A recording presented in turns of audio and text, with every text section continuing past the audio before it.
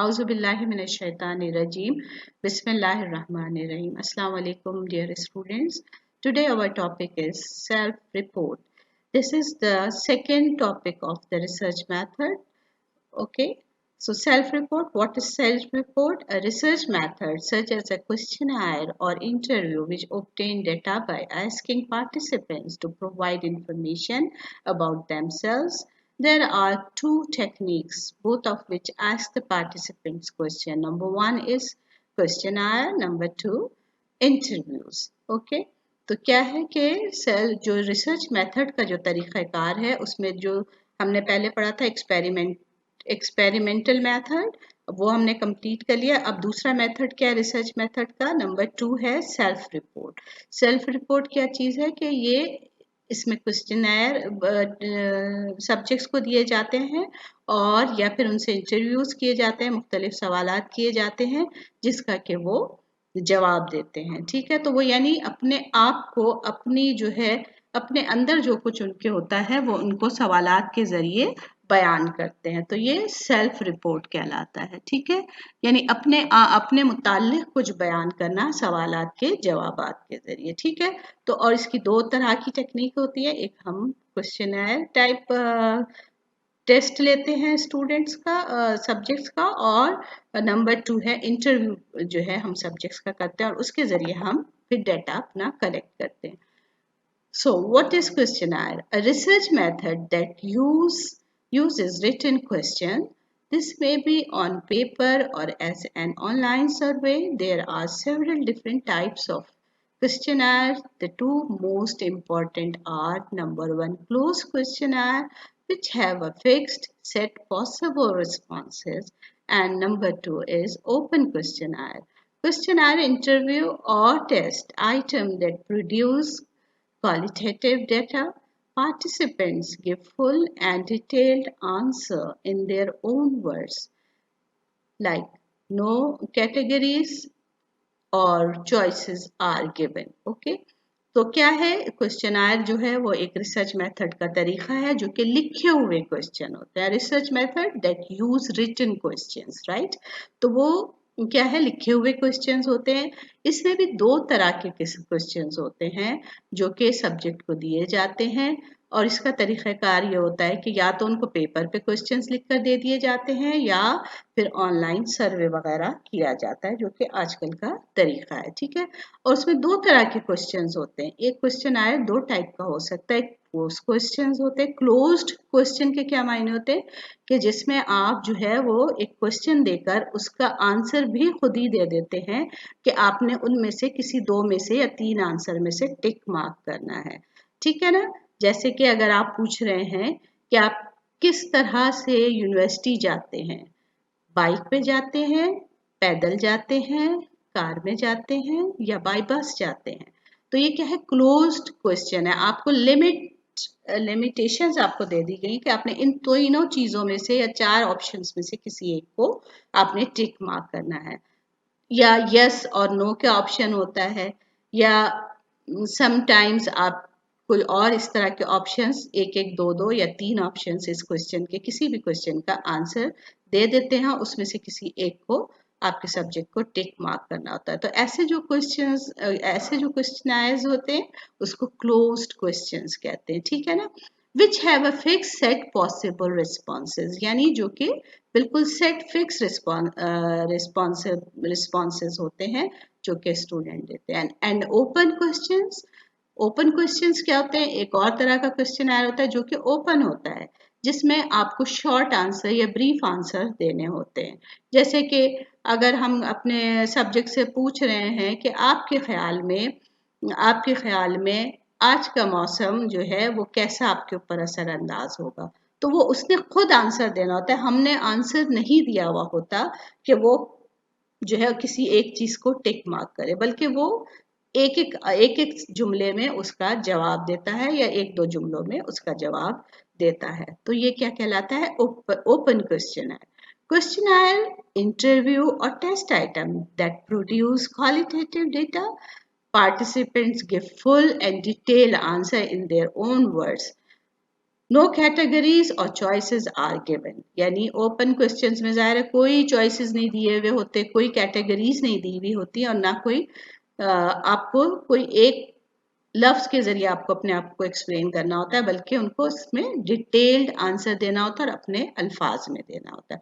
तो आपको समझ में आ गया कि क्वेश्चन आए टू टाइप्स के होते हैं, एक क्लोज्ड और एक ओपन। ठीक है, तो अब क्या है, अब ये क्वेश्चनर की टाइप्स थी जो हमने पढ़ी। अब क्या है कि एवेल्युएटिंग क्वेश्चनर्स, एवेल्युएट कैसे करेंगे, हम इसको कैसे मेजर करेंगे या हम इसको कैसे एक्सप्लेन करेंगे कि ये किस तरह का। Questionnaires using mainly closed are easier to analyze than interview. They can be used to produce totals of each category of answer, so making it simple to summarize the findings. It also possible to work out averages, which can help to describe the patterns in the results where qualitative data is gathered from questionnaires. It is produce more detail in-depth information. This is an advantage. Although it also lead to problem, answer to open question have to be interpreted, and this can lead to a lack of reliability as the researcher may not be consistent in their interpretation. If more than one researcher is involved, there may also be difference between them. This would be a lack of inter-rater reliability. So what question are using mainly closed are easier to analyze than interview.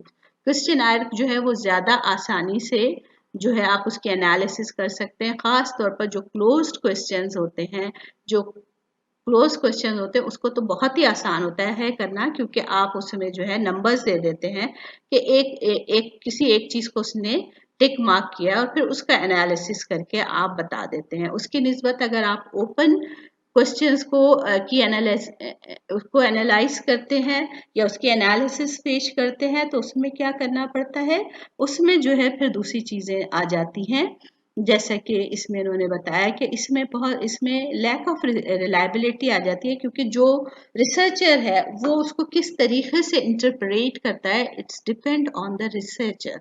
So if more than one researcher is involved, there may be also be differences between them. This would be a lack of inter-rater reliability. और अगर एक से ज़्यादा 2-3 researcher हैं तो फिर वो अगर ओपन क्वेश्चंस को एक्सप्लेन करते हैं या उसको बयान करते हैं, तो उसमें उनकी अपनी भी जो है वो पसंद नापसंद, अपनी बिलीव्स, अपने जो है ख्यालात और एहसासात सब उसमें शामिल हो जाते हैं। लेकिन अगर क्लोज क्वेश्चंस हो तो उसकी एनालिसिस करना ज़्यादा आसान होती है, क्योंकि उसमें एक खास मखसूस आंसर होता है और फिर उस पर उसको नंबर दिए जा सकते हैं। ठीक है, अब क्या है, one problem with questionnaire is that it is easy for participants to ignore them, which means the return rate may be very low.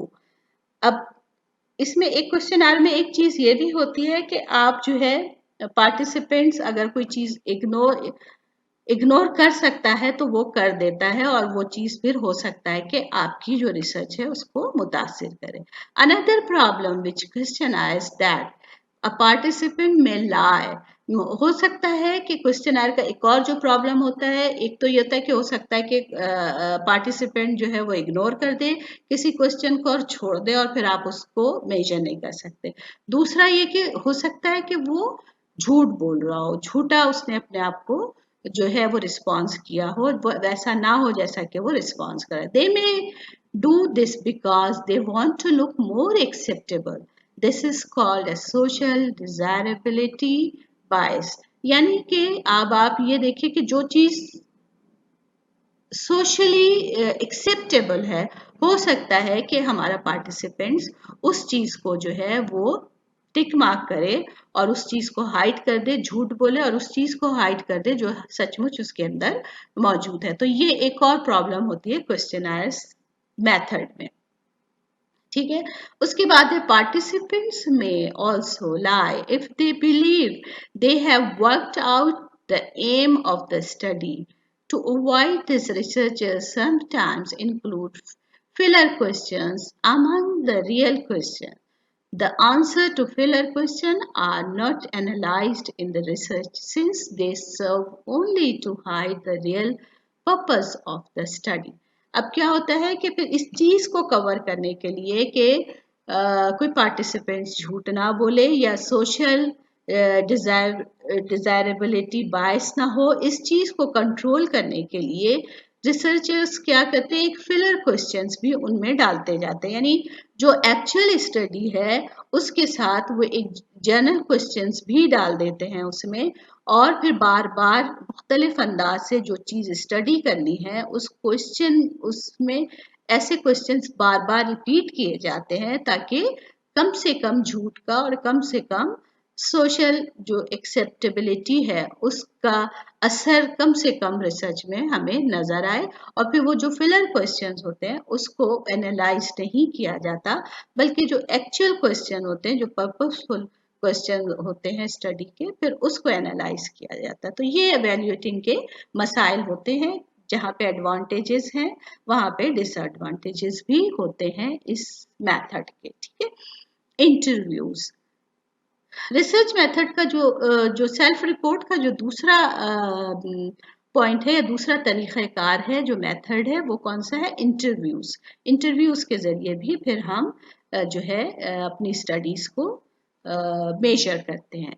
A research method using verbal questions asked directly, for example, face to face or on the telephone. On the telephone, interview can, however, be conducted through any medium that allows real-time interaction, such as by telephone or a chat facility. There are two types of interviews. अब क्या होता है कि interview क्या होते हैं कि आप फेस टू फेस कर रहे होते हैं, या आप किसी से फोन पर बात करके इंटरव्यू ले सकते हैं, या आप किसी सोशल मीडिया पर बैठकर डायरेक्ट जो है अपने सब्जेक्ट से बात करते हैं, अपने पार्टिसिपेंट से बात करते हैं और उसका फिर जो है वो रिस्पॉन्स कलेक्ट करते हैं। अब क्या होता है कि इंटरव्यू में भी दो टाइप के इंटरव्यूज होते हैं। कौन कौन से? Number one, structure interview. क्या होता है स्ट्रक्चर इंटरव्यू? क्या होता है? An interview with questions in a fixed order which may be scripted. Constancy might also be required for the interview's posture, voice, etc. So they are standardized. Structures in interviews क्या होते हैं? जो कि fixed होते हैं और एक खास ऑर्डर में होते हैं, फिक्स्ड ऑर्डर में होते हैं, और उसका स्क्रिप्ट पहले से लिखा हुआ होता है और पहले से वो सेट इंटरव्यू के जो क्वेश्चंस होते हैं वो होते हैं। और एक जो इंटरव्यूअर है वो स्ट्रक्चर्ड इंटरव्यू जब करता है तो एक खास ऑर्डर के साथ फिक्स क्वेश्चन के जो है वो इंटरव्यू करता जाता है, और जवाब देने वाला या पार्टिसिपेंट्स उसको सही तरीके से जवाब देता चला जाता है। और इंटरव्यूअर्स का अपना पोस्चर और वॉइस भी उस पर असरअंदाज होते हैं कि वो किस अंदाज में उसको कंडक्ट करता है उस इंटरव्यू को। ठीक है, और ये स्ट्रक्चर इंटरव्यू जो होता है वो बहुत ज़्यादा स्टैंडर्डाइज समझा जाता है, यानी मयारी समझा जाता है कि उसके रिजल्ट्स ज़्यादा रिलायबल हो सकते हैं। नंबर टू, एक और तरीका है इंटरव्यू का जिसको कि सेमी अनस्ट्रक्चर्ड इंटरव्यू कहा जाता है। एन इंटरव्यू क्या होता है ये semi unstructured interview? An interview with a fixed list of open and close question, the interviewer can add more question if necessary. अब क्या होता है अनस्ट्रक्चर जो इंटरव्यू होता है, सेमी अनस्ट्रक्चर, यानी इसमें पहले से कुछ क्वेश्चन फिक्स्ड होते हैं जो कि जो इंटरव्यू ले रहा है वो लाजमी पार्टिसिपेंट से पूछेगा। इसके अलावा सिचुएशन के हिसाब से वो जो है कुछ और क्वेश्चंस भी इसमें शामिल कर सकता है। तो ये इस टाइप को क्या कहते हैं? Semi unstructured interviews. ठीक है, अब क्या आ गया? अब इसको एवेल्युएटिंग इसकी किस तरह से की जाती है, इसको एवेल्युएट कैसे किया जाता है? Evaluating interview where interpreting participants' responses to question in an interview, researchers must be careful not to be subjective, that is to produce findings which are based on a personal perspective. Instead, they should aim for objectivity. अब इसमें क्या है, दो चीजें बहुत important है कि जब कोई रिसर्चर इंटरव्यू लेता है तो उसके उसके क्वेश्चंस जो होते हैं उसमें उसको जो है सब्जेक्टिविटी को इस्तेमाल नहीं करना चाहिए। उसके एनालिसिस के वक्त सब्जेक्टिविटी क्या होती है, अपने ही जहन के हिसाब से जो फाइंडिंग्स आपको मिलती हैं अपने जहन के हिसाब से एक रिसर्चर्स उसकी इंटरप्रिटेशन करता है या उसको एक्सप्लेन करता है, ये सब्जेक्टिविटी कहलाती है। और इसमें क्या होता है कि जो रिसर्चर है उसकी अपनी सोच, अपनी बिलीव्स, अपनी फीलिंग्स, अपने एक्सपीरियंसेस उसमें शामिल होते हैं, जिसकी बेस पर वो रिजल्ट को मुरतब करता है या डेटा बनाता है। उसकी निस्बत ऑब्जेक्टिविटी होनी चाहिए।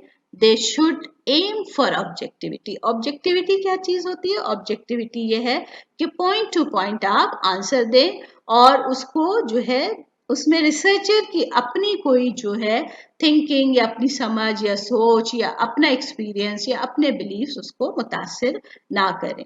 जैसे हम उसको सिंपल से ये कह सकते हैं, जैसे आप ऑब्जेक्टिव टाइप क्वेश्चन अपने एग्जाम्स में देते हैं तो उसमें जो है मार्क्स फिक्स होते हैं कि अगर जो ऑब्जेक्टिव टाइप है उसमें से आपने जो करेक्ट आंसर है उसको टिक मार्क करना है और टिक मार्क जो होगा अगर आपका आंसर सही है तो आपको जो है 1 नंबर मिलेगा और अगर आपका आंसर गलत है तो आपको 0 मिलेगा। This is called objectivity. इसमें आपके टीचर का कोई अमल दखल नहीं होता। अगर आपने सही को आंसर को मार्क किया तो आपको नंबर मिलेगा, अगर आपने गलत को मार्क किया तो आपको 0 मिलेगा। ठीक है, तो इसमें आपके टीचर का कोई वो नहीं होता, सारा डिपेंड करता है आपके आंसर पे। This is called objectivity. लेकिन जब आप डिस्क्रिप्टिव टाइप क्वेश्चंस के आंसर लिखते हैं तो फिर उस वक्त आपके टीचर के अपना एक्सपीरियंस, अपनी सोच, अपनी नॉलेज आपके आंसर पर असरअंदाज होती है और अगर वो उसको मुनासिब समझता है तो वो उसके हिसाब से, अपने हिसाब से उसको अगर वो सही लगता है तो वो उसमें आपको ज्यादा नंबर देता है।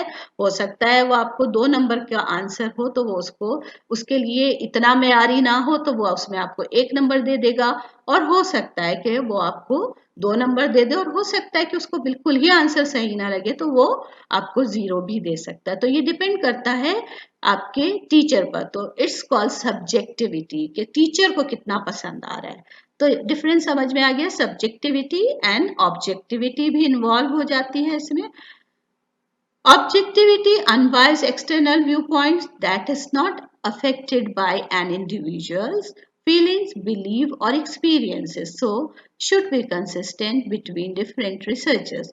Applying your knowledge of self-report to novel research situation. ठीक है, अब novel situation क्या है, research situation? You should be able to recognize self-report studies and decide whether they are questionnaire or interview. You should also to able to choose which of these to use in new situation. अब ये होता है कि किसी नए situation में आपको कोई सेल्फ रिपोर्ट को इस्तेमाल करना है तो उस सिचुएशन में आपको ये डिसाइड करना होता है आपकी नॉलेज के बेस पर किसी नए सिचुएशन में कि आया आप इंटरव्यू मेथड को यूज करेंगे या क्वेश्चनर मेथड को यूज करेंगे। ठीक है, in addition you should be recognize the different type of question, open or closed, and identify and design different interview shoots as structured, semi-structured and unstructured. तो अब क्या होता है कि जब आप नई सिचुएशन में एक ही रिसर्च को कर रहे होते हैं तो आपको ये डिसाइड करना होता है कि आया आपने क्वेश्चनर मेथड को यूज करना है या इंटरव्यू मेथड को। अगर आप क्वेश्चनर मेथड यूज करें तो उसमें फिर आपको सोचना होता है कि आप ओपन क्वेश्चन यूज करेंगे या क्लोज्ड क्वेश्चन को यूज करेंगे। इसके अलावा अगर आप इंटरव्यू मेथड को यूज करेंगे तो आपको उसमें ये डिसाइड करना होगा कि स्ट्रक्चर्स होने चाहिए आपके इंटरव्यू, सेमी स्ट्रक्चर्स होने चाहिए या अनस्ट्रक्चर्स होने चाहिए। अनस्ट्रक्चर क्या होता है, बिल्कुल ओपन, आपके जो जी में आए जिस भी सिचुएशन में हो आप वो इंटरव्यू आप कर सकते हैं, पहले से कोई चीज उसमें फिक्स नहीं होती। When doing this, it is important to consider how the method use affects the availability of different types of participants and their honesty as this affect the validity of the findings. अब इसमें यह है कि ये भी ज़रूरी है कि जो participants है वो कितना honest है और कितने honestly अपना questions के आंसर दे रहा है, और जितना ज़्यादा वो ईमानदारी के साथ जवाबात देगा उतना ज़्यादा वो जो है हमारे नताइज जो है वो ज़्यादा वैलिड होंगे, ज़्यादा काबिल भरोसा होंगे. ठीक है. Okay, finally the reliability of self-report data is important. Questionnaire and structured interview. तो अब क्या हुआ कि सेल्फ रिपोर्ट में जो है दोनों तरह के डेटा बहुत इंपॉर्टेंट होते हैं, चाहे वो इंटरव्यू के जरिए लिए गए हों चाहे वो क्वेश्चनायर्स के जरिए लिए गए हों. May be higher in reliability because they are likely to be administered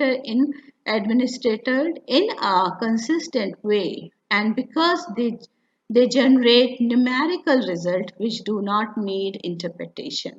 अब जो क्वेश्चन आयर होते हैं क्योंकि वो क्वेश्चन पर मबनी होते हैं और इंटरव्यू भी फिक्स क्वेश्चन को हम इस्तेमाल करते हैं, तो उसमें क्या होता है स्ट्रक्चर इंटरव्यू यूज करते हैं या क्वेश्चनर्स यूज करते हैं, तो उसमें हमें ज़्यादा एक्सप्लेनेशन की ज़रूरत नहीं होती. ये क्योंकि ज़्यादा न्यूमेरिकल होते हैं तो उसमें हमें फिर अपने रिजल्ट्स की इंटरप्रिटेशन की इतनी ज़्यादा ज़रूरत नहीं पड़ती, बल्कि हमारे नताइज ऑटोमेटिकली न्यूमेरिकल स्टाइल में हमारे पास आ जाते हैं, यानी नंबर्स में आ जाते हैं. ठीक है. तो अभी आपने पढ़ा, मैंने आपको बताया कि सब्जेक्टिविटी क्या होती है. A personal view point which may be biased by one feelings, beliefs or experiences, so may differ between individual researchers. It is not independent of the situation. Okay, subjectivity जो है उसके जो नताइज होते हैं या जो उसके रिजल्ट्स हमारे पास होते हैं वो पर्सनल व्यू पॉइंट पर डिपेंड करते हैं रिसर्चर के, उसकी अपनी फीलिंग्स पर डिपेंड करते हैं, एक्सपीरियंस पे होते हैं, और हो सकता है कि वो इंडिविजुअल रिसर्चर्स कि अपनी सोच और अपनी समझ के मुताबिक जब वो उसका इंटरप्रिटेशन करते हैं तो हो सकता है कि वो इतना ज़्यादा जो है वो रिलायबल ना हो. सब्जेक्टिविटी में ये एक हो सकता है, पॉसिबिलिटी है. ठीक है.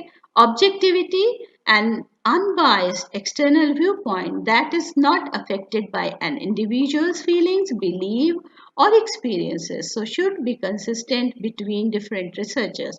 तो अब ऑब्जेक्टिविटी जो है अगर हम अपने क्वेश्चनर में या अपने इंटरव्यू में ऑब्जेक्टिविटी का ख्याल रखते हैं तो उससे ये होगा कि मुख्तलिफ रिसर्चर्स के होने से हमारी स्टडी पर कोई असर नहीं पड़ेगा.